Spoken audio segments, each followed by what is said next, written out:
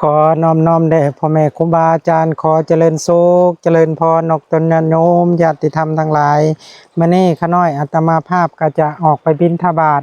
โปรดญาติโยมชาวบ้านนาจารย์เมืองสงขลาแขวงสวรรณเขตช่วงฤดูฝนช่วงเข้าพรรษาเนาะถ้าหากออกตนญาติโยมท่านใดเลื่อนมาเห็นคลิปนี้จงมีแต่ความสุขความเจริญให้ทุกข์ให้โศกให้โรคให้ภัยให้พยาธิโรคา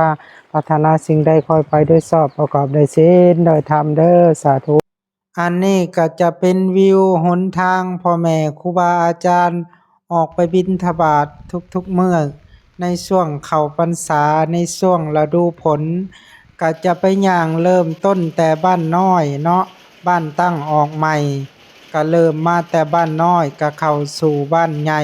ก็มีออกตนญาติโยมกะเกียม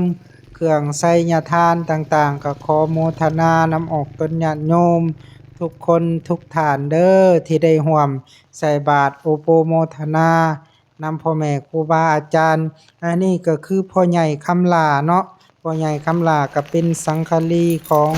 พระอาจารย์เองในตอนนี้ก็เป็นวิวบ้านนาจารย์เด้อเมืองสองคอนแขวงสวรรณเขตอันนี้คือเพื่อนออกตนญาติโยมช่วงนี้ก็เป็นช่วงฤดูฝนหนทางก็สิลำบากในเด้อออกตนญาติโยมอันนี้อาตมาก็รีวิวทางเข้าวัดพระอาจารย์แล้วย่างมาฮอดวัดแล้วผู้ใดเลื่อนมาเห็นคลิปนี้จงมีแต่ความสุขความเจริญหายทุกข์หายโศกหายโรคหายภัยหายพยาธิโรคา ปรารถนาสิ่งใดคอยไปโดยชอบประกอบด้วยศีลโดยธรรมมีแต่อายุวันนะสุขะภระมันยืนเด้ออาสาธุ